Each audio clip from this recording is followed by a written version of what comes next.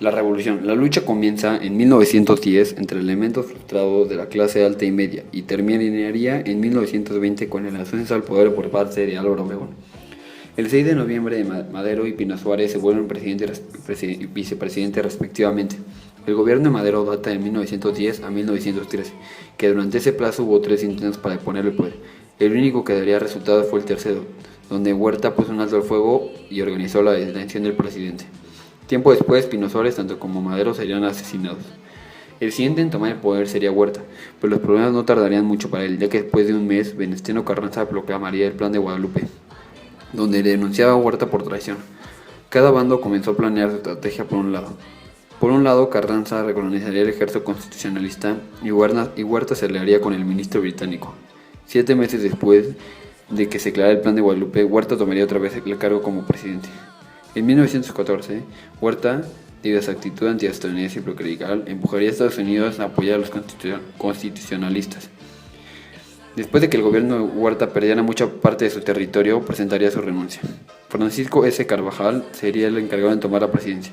El 20 de agosto de 1914, Carranza entraría triunfalmente a la Ciudad de México. Carranza se instalaría en el Palacio Nacional, sin la mediación de los Estados Unidos, que se abstenían de reconocer su gobierno. Sería hasta el 19 de octubre de 1915 que Estados Unidos reconocía el gobierno de facto de Carranza. Como consecuencia, los villitos zapatistas se reducirían a simples rebeldes. Los principales planes de Carranza como presidente serían: hacer caso omiso a la doctrina Monroe, devolver las haciendas expropiadas, aplastar a los trabajadores desobedientes, tener un Estado centralizado. Para 1917, Carranza decidiría hacerse con el control de la política y las finanzas. Decretaría un nuevo impuesto para la industria petrolera, la cual no sería de gran agrado para las petroleras estadounidenses, por lo que derrocarían a Carranza y seleccionarían a Adolfo Robles para sustituirle. Carranza finalmente sería asesinado el 21 de mayo de 1920 por fuerzas hostiles. El 24 de mayo de 1920, el Congreso declararía presidente interino a De la Huerta. Él en la presidencia se daría en tan solo 5 meses, pues en las elecciones de 5 de septiembre de 1920, Obregón obtendría una victoria contundente. El 1 de diciembre de ese mismo año, Álvaro Obregón presentaría juramento y pasaría a ocupar la presidencia.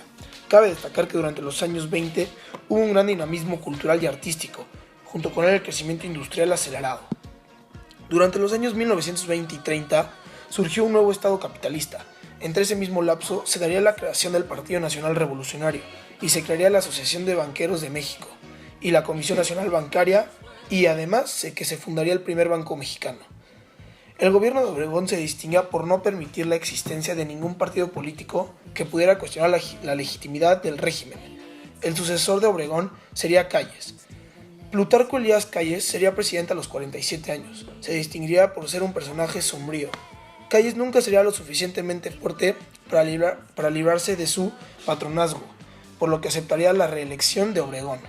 Calles regresaría al poder después de que José de León Tola asesinara a Obregón el 17 de julio de 1928. En el gobierno de Calles se daría por finalizada la era de los caudillos y se abriría la era del Estado institucional con la fundación del Partido Nacional Revolucionario, el antepasado del actual PRI.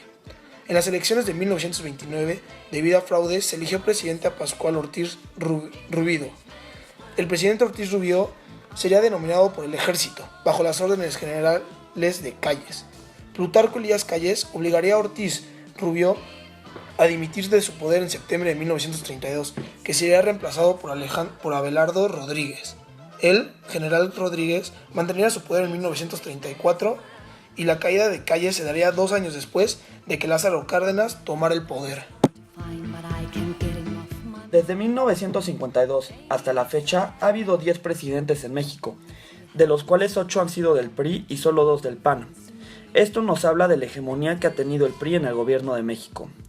El primero de estos 10 presidentes fue Adolfo Ruiz Cortines. Su gobierno data de 1952 a 1958. Él fue un administrador moderado y austero. Durante su sexenio modificó la Ley de Responsabilidad de Funcionarios Públicos, reformó el artículo 34 constitucional para dar voto pleno y derechos políticos a la mujer. En el 94 llegó a devaluar el peso y fijó la paridad, además de que indicó el periodo de crecimiento económico llamado desarrollo estabilizador. Tenemos que recordar que en la segunda mitad del siglo XX se duplicó el uso de diversos recursos naturales como el petróleo, el hierro y la madera. El siguiente presidente fue Adolfo López Mateos. Su sexenio va de 1958 a 1964. En este mismo se crea el Instituto de Seguridad y Servicios Sociales de los Trabajadores del Estado, llamado como ISSSTE. En el 60 estatizó la industria eléctrica mediante la compra de acciones a las empresas extranjeras. En julio del 63 logró que la administración de Kennedy le devolviera unos territorios en la frontera, llamado el Chamizal. Llegó también uno que fue muy importante, José López Portillo.